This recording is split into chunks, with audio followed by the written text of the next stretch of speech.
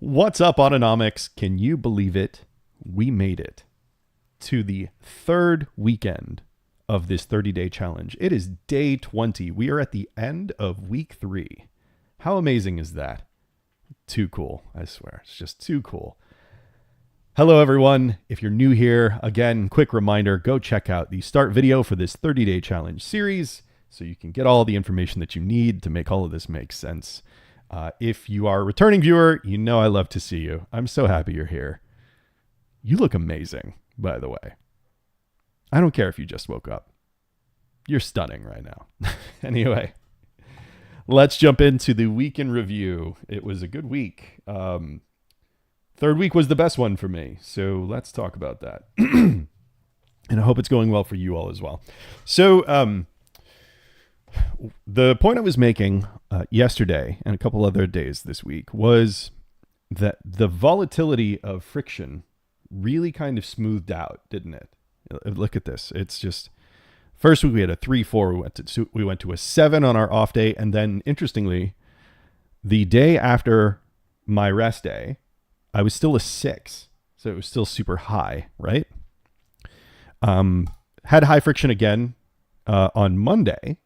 Right. So it's, it was a 6, 3, 4, and then boom, 6 again, because there was so much to do that week and everything else. And then it smoothed out a bit. And then I had another rest day, and that was a 3 the following day. So this following day friction is just interesting to me. I'm only sharing this as a way that you can look at your own friction tracking, right? It's just, there's little patterns that you can search for as you learn about yourself through this type of process. And this is the one that I found out about me. So maybe you're seeing something similar. Maybe you're seeing something opposite. These are all just good things to know about ourselves individually, right? So this is a great thing. So I went 7 off day to a 6, and then a 4 off day to a 3, right?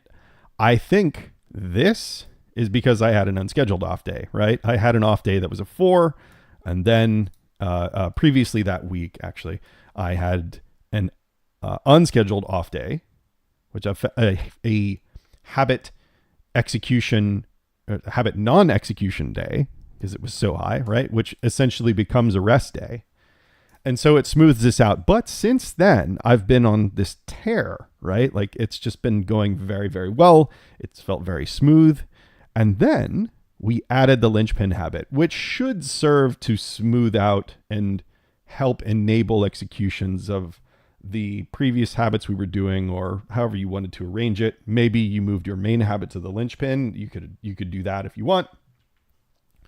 But for me, obviously, and you would expect this, prepping all of my nutrition for my workouts the night before absolutely made it easier to get up and go.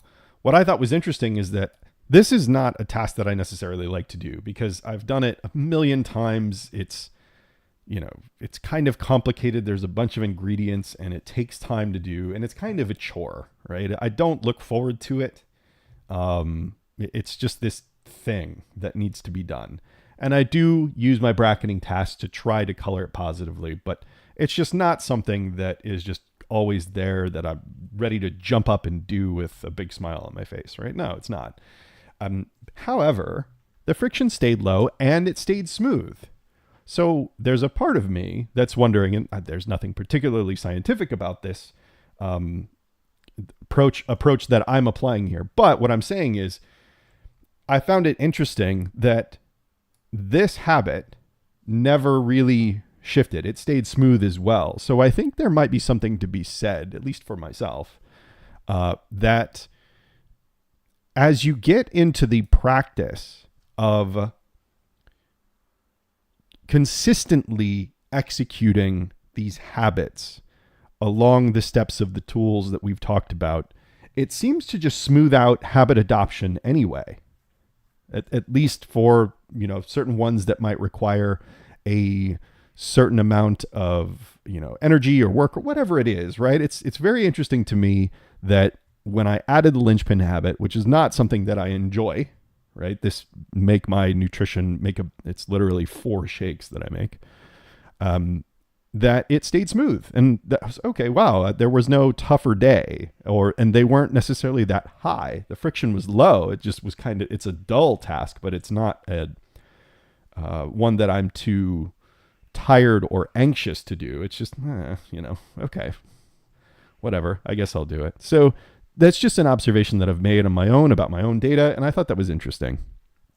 I should mark these off actually. Today was about a 2, right? I also got tomorrow's shakes ready, and that was about a 3, right? And some of this has to do, goodness, this stresses and enhancing mindset stuff that I mentioned yesterday. It makes me work out so intensely hard. It's crazy how much more output it's gotten out of my workouts. I'm absolutely going to make a video about this, but good Lord, I'm so tired. I've eventually, hopefully my conditioning will catch up to it and I won't be so exhausted all of the time after, these workouts that have just come up to another level after this mindset shift. But, we'll see what happens. I expect that to happen, actually. Of course, you work out harder, your fitness will increase. And as long as you're not burning out, then you should be able to enjoy and observe some benefit. So that's how that's going. And that's why this is a 3 instead of a 2. If I had a little bit more energy, it would have been a 2, but it's a 3 today. So that's what I've got so far. I encourage you to look at your own patterns, because if you've been following along up to this point, you now have 3 weeks of data all about you and how you execute the habit that you put down, right? So go back, take a look at these numbers, see how you did, see what things might have affected other things, see how missing a day that was unscheduled might have made picking up the day after a scheduled break that much easier, right? So there's all sorts of ways you can look at this. Look at time lags, look at, prior inputs like that, chronological inputs, look at patterns, look for volatility, all these different things, and just see what you can come up with, because you just really never know what's going to pop out at you that you can learn about yourself. And my example is exactly an example of this, right? Where I was, I added a second habit and it stayed smooth and low. Friction was smooth and low the whole time. And that's great.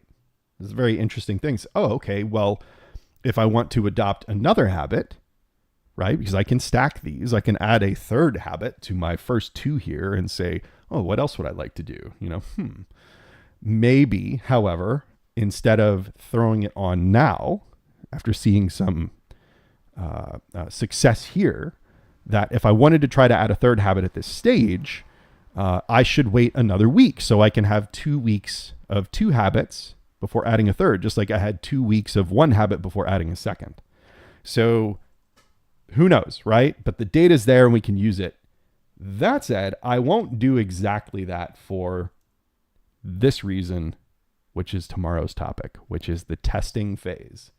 Now, the testing phase is a new concept, but it's not an adoption concept. And it's really just for the sake of the tool versus the psychology of adopting habits and using that neuroscience and psychology to help us adopt habits. The testing phase is just a way to test it and to see how automatic our habits have become, how much automaticity we have established through 3 weeks of deliberate tracking and bracketing of execution and adoption of identity basis if you chose to do that, and all of these different things. All the tools that we used are going to change, and I'll tell you about that tomorrow. So good luck with your habit executions today. Thank you again to all the subscribers. I'm always happy to see you here. I see the views coming in. Thank you so much for just chipping in at this. I also see those of you out there that are in day 2 and day 7. There's a few people that have started the journey that are a few days behind this video as we do this live. That's okay. That's perfectly fine. This is there for you to use anytime. And honestly, it would probably be a helpful thing in terms of instilling the knowledge and getting the episodic positive exposure of these memories, right? To doing this over and over. And then you know how to do it. You say, oh, there's a habit I want to adopt. I know exactly how to do that. And that's a wonderful, wonderful thing, right? So this is clearly working for me. I hope it's working for you. Get your habit executions in. And I pray that wherever you are, it's as nice weather as it is here in London. It's a really nice day outside. So I'm going to make sure I go enjoy that, having these habit executions done. If nothing else, I will see you tomorrow for New Concept Day. Talk about the testing phase. Have a wonderful weekend, everyone, and I will talk to you soon. Take care.